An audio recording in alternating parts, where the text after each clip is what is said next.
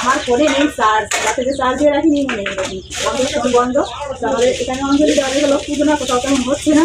এটা একটা বাসা, একটা আন্টির বাসা, সেখানে এলাম হচ্ছে ওই দিদিটার সাথে অঞ্জলি দেওয়ার জন্য। হ্যাঁ, অঞ্জলি দেওয়া হয়ে গেছে। এখানে বসবো, এখানে এখানে কি বাসা না আসো